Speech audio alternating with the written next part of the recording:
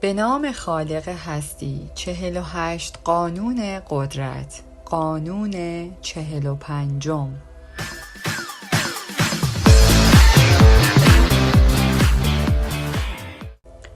نیاز به تغییر را تبلیغ کنید، اما هرگز یک باره به اصلاحات زیاد نپردازید. داوری: همه نیاز به تغییر را به صورت انتزاعی درک می کنند، اما در سطح روزمره مردم مخلوقات عادت هستند. نوآوری بیش از حد آسیبزاست و به شورش منجر می شود. اگر تازه وارد موقعیت قدرت شده اید یا یک فرد خارجی در تلاش برای ایجاد پایگاه قدرت هستید، احترام به روش قدیمی انجام کارها را نشان دهید.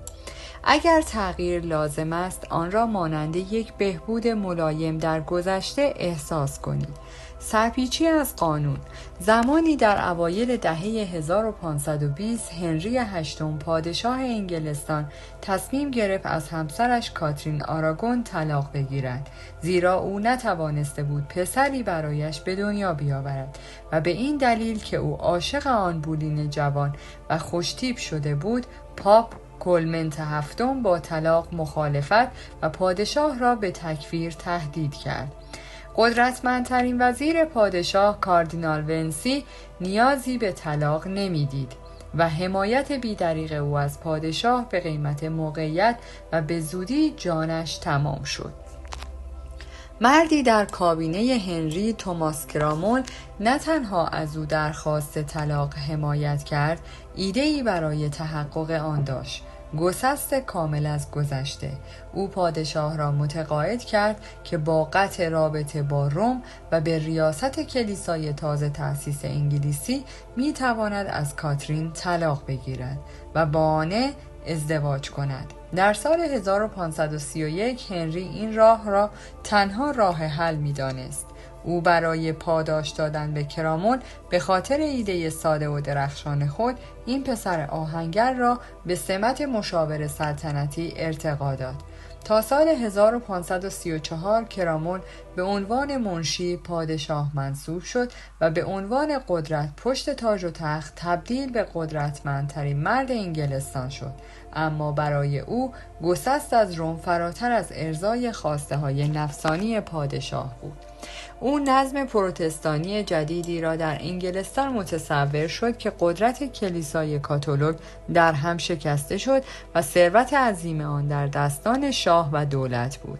در همان سال او بررسی کامل کلیساها و صومعه‌های انگلستان را آغاز کرد و همانطور که معلوم شد گنج‌ها و پولی که کلیساها در طول قرن‌ها انباشته بودند بسیار بیشتر از آن چیزی بود که او تصور می‌کرد. جاسوسان و مأموران او با چهره‌های شگفت‌انگیز بازگشتند.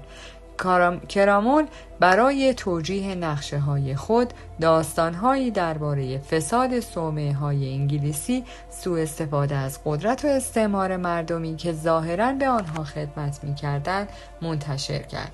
پس از جلب حمایت پارلمان برای شکستن صومعه‌ها، شروع به تصرف یک به یک دارایی‌ها و از بین بردن آنها کرد.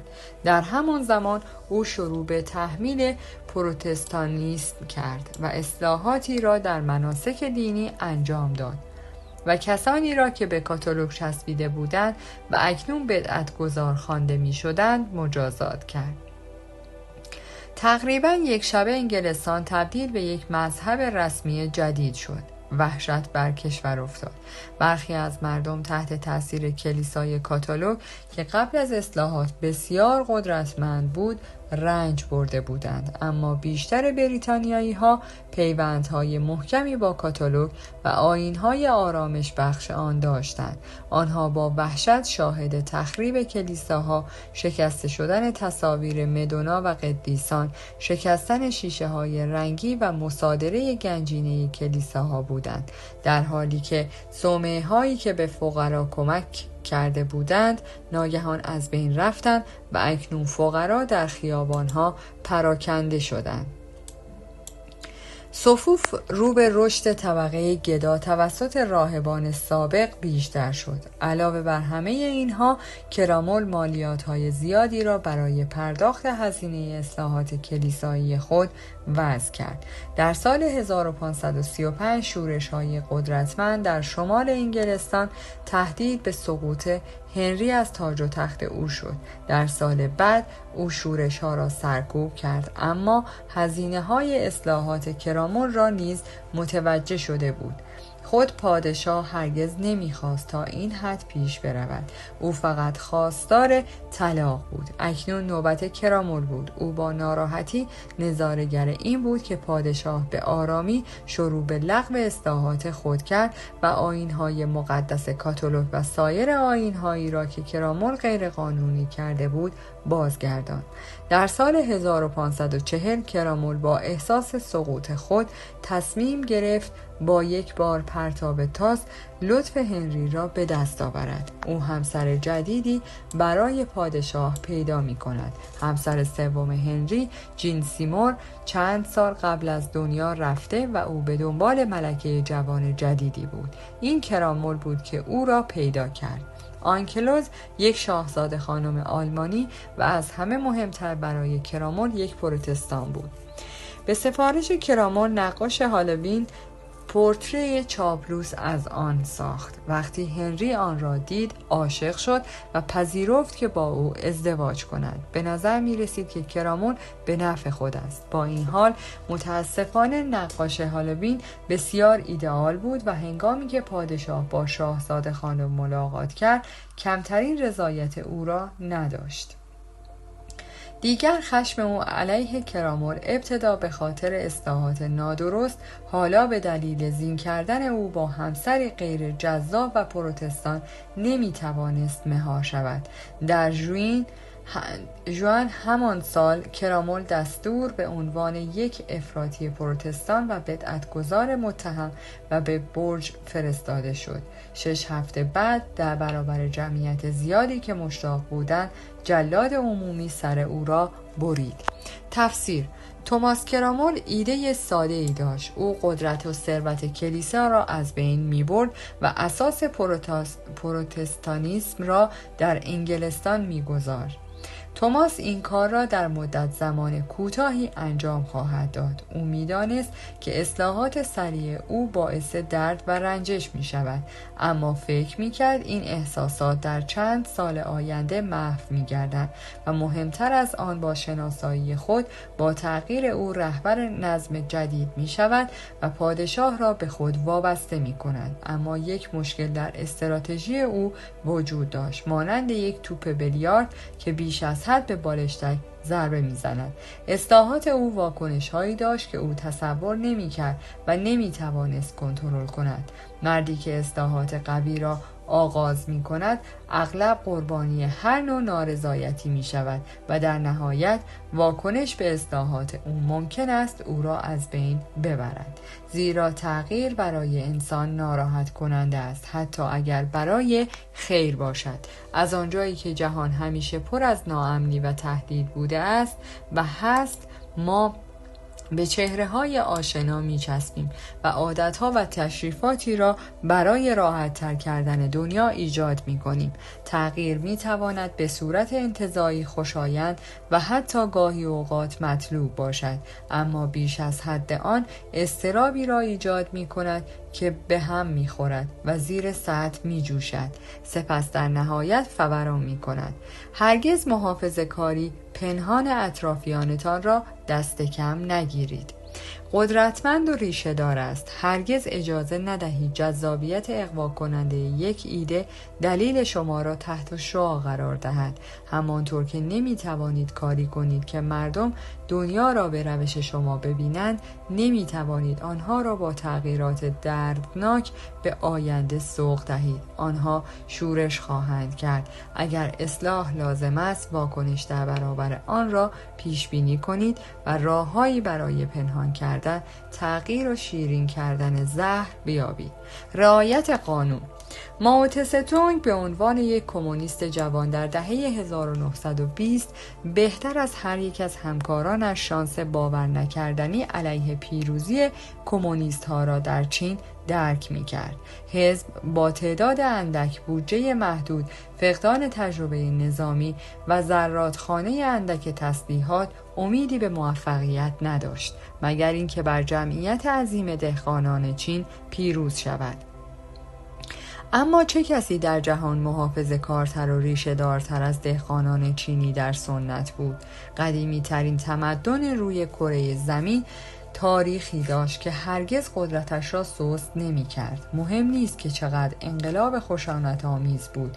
ایده های کنفوسیوس در دهه 1920 مانند قرن ششم قبل از میلاد، زمانی که فیلسوف زنده بود زنده ماند. آیا با وجود ستمهای نظام کنونی دهقانان ارزش‌های ریشه‌دار گذشته را برای کمونیسم کنار می‌گذارند؟ راه حل همانطور که مائو آن را دید شامل یک فریب ساده بود: انقلاب را در لباس گذشته بپوشانید و آن را در نظر مردم آرامش بخش و مشروع کنید. یکی از کتاب‌های مورد علاقه مائو، رمان بسیار محبوب قرون وسطایی چینی، حاشیه آب بود که به بازگویی ظلم‌های یک رابین هود چینی و گروه دزدانش در مبارزه با یک پادشاه فاسد و شرور می‌پردازد. در چین در زمان مائو پیوندهای خانوادگی بر هر نوع دیگری مسلط بودند، زیرا سلسله مراتب کنفوسیوس پدر و پسر بزرگتر به قوت خود باقی ماند.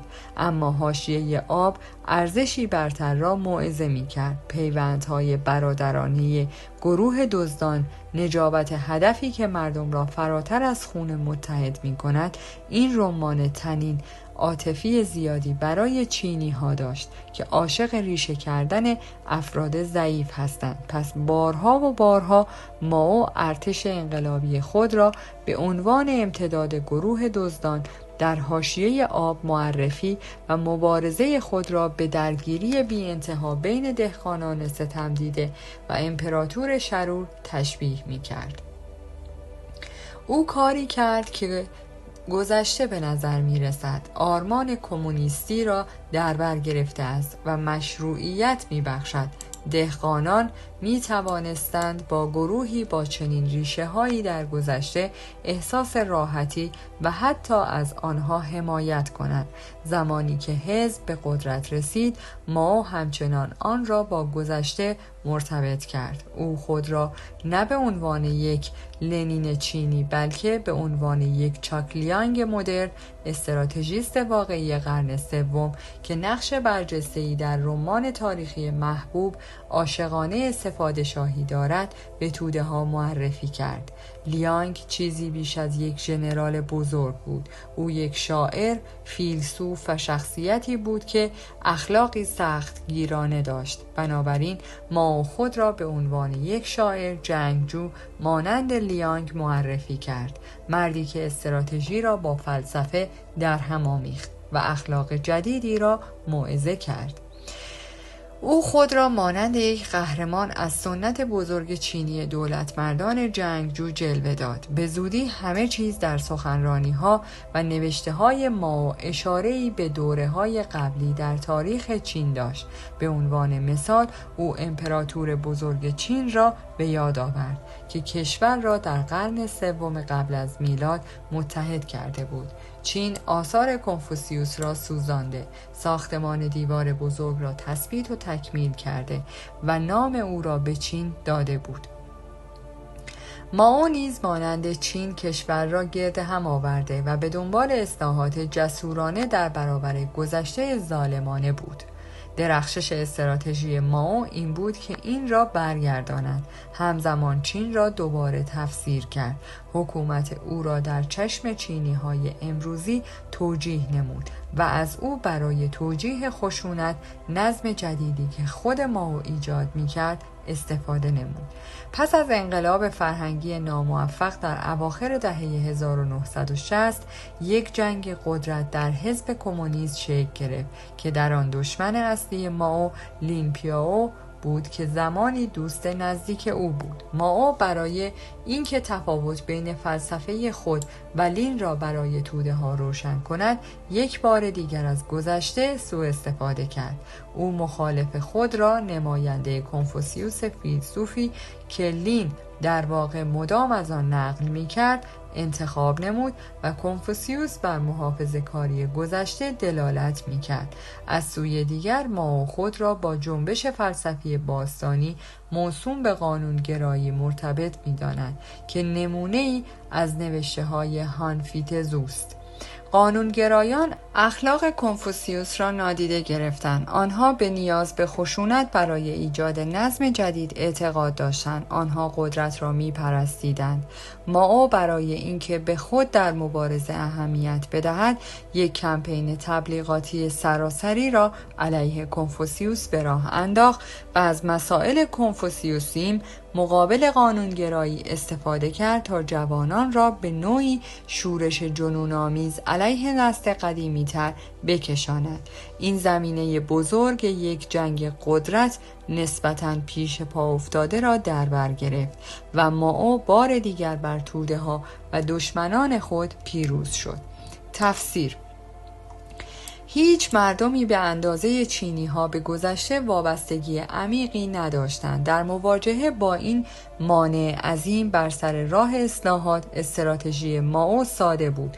او به جای مبارزه با گذشته آن را تبدیل به نفع خود و کمونیست‌های رادیکال خود را با شخصیت‌های رمانتیک تاریخ چین مرتبط کرد. او با درهم تنیدن داستان جنگ سه پادشاهی در نبرد بین ایالات متحده، اتحاد جماهیر شوروی و چین خود را به عنوان چاکلیانگ انتخاب کرد.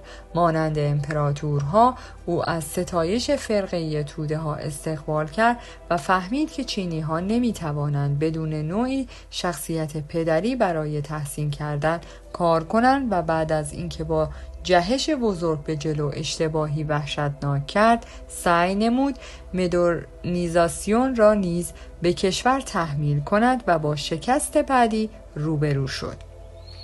هرگز اشتباه خود را تکرار نکرد. از آن زمان به بعد تغییرات اساسی باید در لباس راحت گذشته پوشیده می شدند.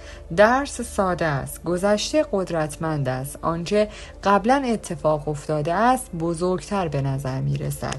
عادت و تاریخ به هر عملی اهمیت می دهد. این را به سود خود استفاده کن. وقتی چیزهای آشنا را از بین می برید، خلأ ایجاد می کنید. مردم از هرج و مرج که برای پر کردن آن سیل می آید می ترسند. شما باید به هر قیمتی که شده است از دامن زدن به چنین ترس‌هایی اجتناب کنید.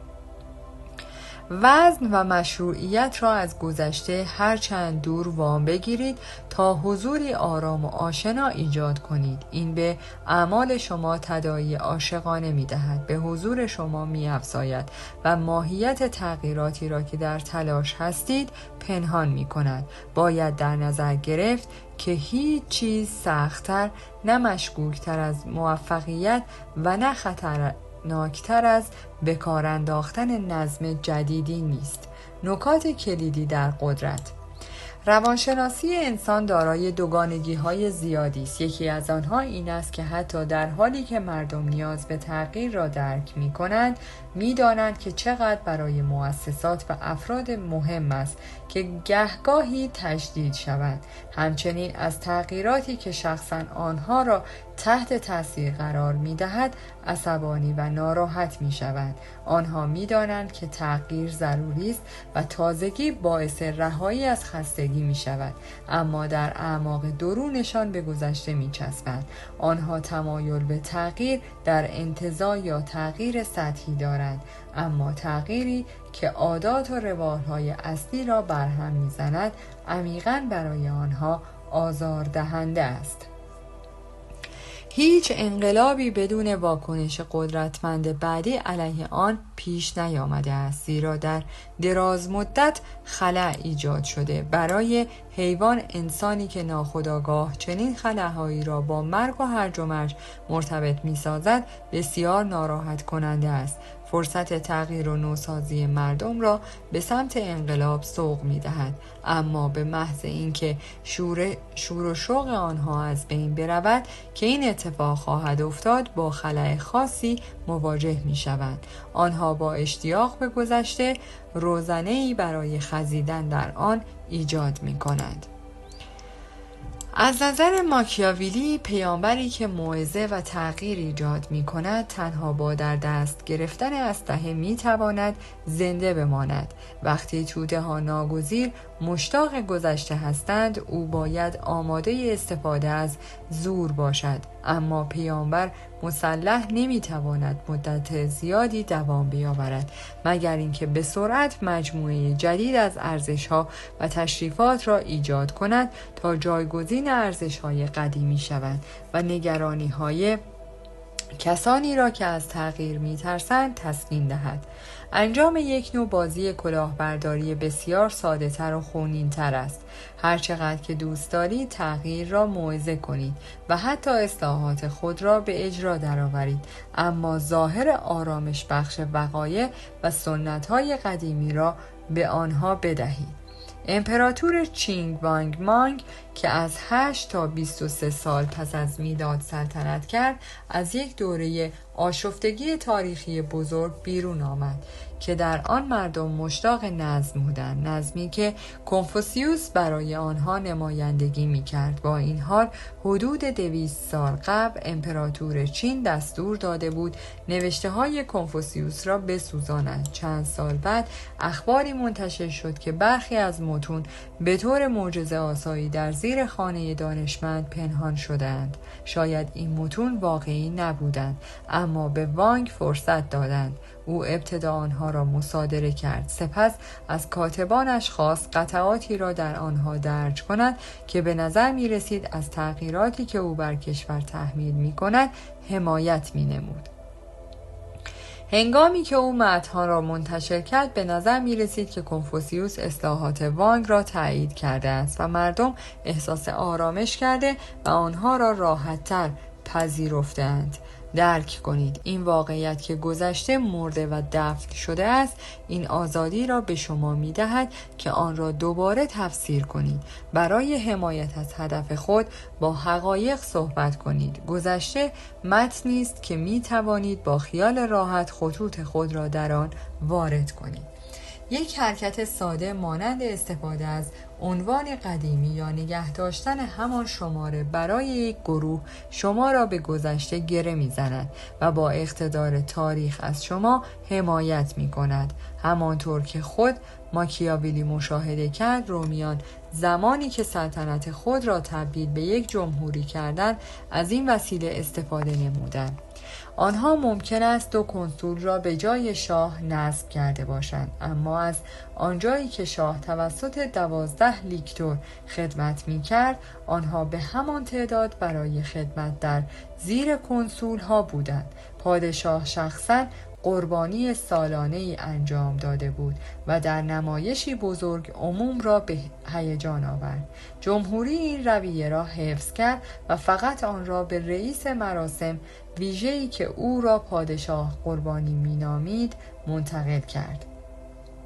این حرکات مشابه مردم را راضی کردند و آنها را از سر و صدا برای بازگشت سلطنت باز داشتند. راهبرد دیگر برای پنهان کردن تغییر، نمایش بلند و علنی حمایت از ارزش‌های گذشته است. به نظر می‌رسد که متعصب به سنت هستید و کمتر کسی متوجه می‌شود که واقعاً چقدر غیر متعارف هستید.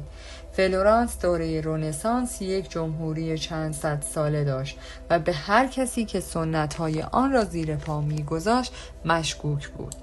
کوزیمو دی مدیچی حمایت پرشور خود را از جمهوری نشان داد، در حالی که در واقعیت تلاش می‌کرد تا شهر را تحت کنترل خانواده ثروتمند خود قرار دهد. در شکل مدیچی ها ظاهر یک جمهوری را حفظ کردند، در اصل مدیچی ها آن را ناتوان کردند. آنها بی سر و صدا تغییری اساسی را اعمال کردند، در حالی که به نظر می رسید از سنت محافظت می کنند. علم مدعی جستجوی حقیقی است که به نظر می‌رسد از آن در برابر محافظه‌کاری و غیر منطقی بودن عادت محافظت می‌کند. این یک فرهنگ نوآوری است. با این حال زمانی که چارلز داروین ایده‌های تکاملی خود را منتشر کرد، با مخالفت شدید دانشمندان همکارانش نسبت به مقامات مذهبی مواجه شد. نظریه‌های او بسیاری از ایده‌های ثابت را به چالش می‌کشند. جوناس سالک با نوآوری‌های رادیکال خود در ایمونولوژی به همان دیوار برخورد کرد، همانطور که ماکس پلانک با انقلابی کردنش در فیزیک انجام داد. پلانک بعداً درباره مخالفت علمی که با آن روبرو بود نوشت: حقیقت علمی جدید با متقاعد کردن مخالفان و وادار کردن آنها به دیدن نور پیروز نمیشه، بلکه به این دلیله که سرانجام مخالفان اون میمیرن و نسل جدیدی رشد میکنن که با اون آشنا هستن. پاسخ به این محافظه‌کاری ذاتی بازی درباری است. گالیله این کار را در آغاز فعالیت علمی خود انجام داد. او بعداً بیشتر درگیر شد و هزینه آن را پرداخت. پس به سنت عمل کنید. عناصری را در انقلاب خود که به نظر می‌رسد بر اساس گذشته ساخته شده است شناسایی کنید. چیزهای درست را بگویید. مطابقت را به نمایش بگذارید و در عین حال اجازه دهید نظریه‌های شما کار رادیکال خود را انجام دهند. با ظاهر بازی کنید و به پروتکل گذشته احترام بگذارید. این در هر عرصه‌ای صادق است. علم نیز از این قاعده مستثنا نیست. در نهایت افراد قدرتمند به زیگنتس توجه می کنند. اگر اصلاحات آنها خیلی جلوتر از زمان خود باشند، عده کمی آن را درک خواهند کرد و باعث تشویش و ناامیدانه سوء تعبیر می شوند. تغییراتی که ایجاد می کنید باید کمتر از آنچه هستند نوآورانه به نظر برسند. انگلستان همانطور که کرامول می‌خواست سرانجام تبدیل به یک ملت پروتستان شد، اما تکامل تدریجی بیش از یک قرن طول کشید. زیگتمیز را تماشا کنید. اگر در زمان پرفراز و نشیب کار می کنید، با موعظه بازگشت به گذشته، سنت و تشریفات می توان قدرتی به دست آورد. از طرف دیگر در دوران رکود کارت اصلاح و انقلاب را بازی کنید، اما مراقب باشید که چه چیزی را تحریک می کنید. کسانی که یک انقلاب را تمام می کنند به ندرت کسانی هستند که آن را شروع می کنند. شما در یک بازی خطرناک موفق نخواهید شد مگر اینکه بخواهید با بازی با ظواهر و ساختن گذشته از واکنش اجتناب ناپذیر در برابر آن جلوگیری کنید. قدرت: کسی که می‌خواهد حکومت یک کهنه را اصلاح کند و آن را بپذیرد باید حداقل ظاهری از شکل‌های قدیمی را حفظ کند، به طوری که ممکن است برای مردم به نظر برسد هیچ تغییری در نهادها صورت نگرفته است، اگرچه در واقع آنها کاملا با نهادهای قدیمی متفاوت هستند، زیرا بیشتر بشریت به ظواهر راضی می باشند، گویی واقعیت ها هستند. تصویر: گربه مخلوق عادت گرمای آشنا را دوست دارد. اگر روالهای آن را برهم بزنید و فضای آن را مختل کنید، غیر قابل کنترل و روانپریش خواهد شد. آن را با حمایت از تشریفاتش آرام کنید. اگر تغییر لازم است، با زنده نگه داشتن بوی گذشته گربه را فریب دهید. اشیای آشنا را در مکانهای استراتژیک قرار دهید.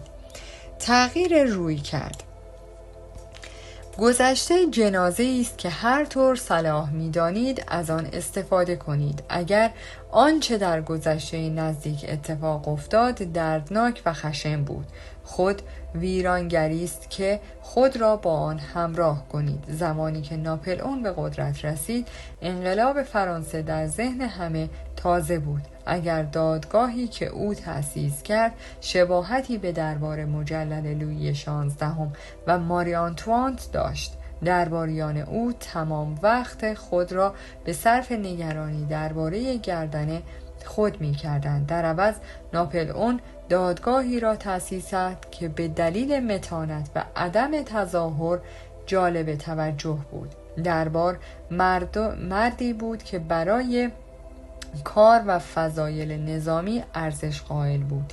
این شکل جدید مناسب و اطمینان بخش به نظر می رسید. به عبارت دیگر به زمان توجه نمایید، اما درک کنید. اگر تغییری جسورانه نسبت به گذشته ایجاد کنید، باید به هر قیمتی از ظاهر یک خلأ اجتناب کنید. در غیر این صورت وحشت ایجاد خواهید کرد. حتی تاریخ زشت اخیر بر فضای خالی ارجحیت دارد. بلافاصله آن فضا را با تشریفات و فرم‌های جدید پر کنید. تسکین دهنده و رشد آشنا موقعیت شما را میان توده ها تضمین می کند. در نهایت به نظر می رسد هنر، مد و فناوری حوزه هایی هستند که در آنها قدرت از ایجاد گسست رادیکال با گذشته و ظاهر شدن لبه های برتر حاصل می شود. در واقع چنین استراتژی می تواند قدرت بزرگی به همراه داشته باشد، اما خطرات زیادی دارد. این اجتناب ناپذیر است که نوآوری های شما از سوی شخص دیگری پیشی گرفته شود. شما کنترل کمی دارید. فردی جوانتر و تازه‌تر در مسیر جدیدی حرکت می کند و باعث می شود نوآوری جسورانه دیروز شما خسته کننده و امروزی رام به نظر برسد. شما برای همیشه در حال بازی کردن هستید. قدرت شما ضعیف و کوتاه مدت است. شما قدرتی می خواهید که روی چیزی محکمتر ساخته شده باشد. استفاده از گذشته، قلع و قمع سنت، بازی با قرارداد برای براندازی آن چیزی فراتر از جذابیت لحظه‌ای به خلاقیت شما می دهد. دوره‌های تغییر سرگیجه آور این واقعیت را پنهان می کند که اشتیاق به گذشته ناگزیر دوباره به درون خود باز می گردد. در نهایت استفاده از گذشته برای اهداف خود قدرت بیشتری برای شما به ارمغان می آورد تا تلاشی برای حفظ کامل آن یک تلاش بیهوده و خود ویرانگر. در پایان از شما دوستان عزیزم می‌خواهم برای حمایت بیشتر ما کانال ما را به دوستان خود معرفی کنید. برای انرژی بیشتر ما رو لایک کنید و برای ادامه پرقدرت‌تر سابسکرایب. تا درودی دیگر، درود و 200 بدرود.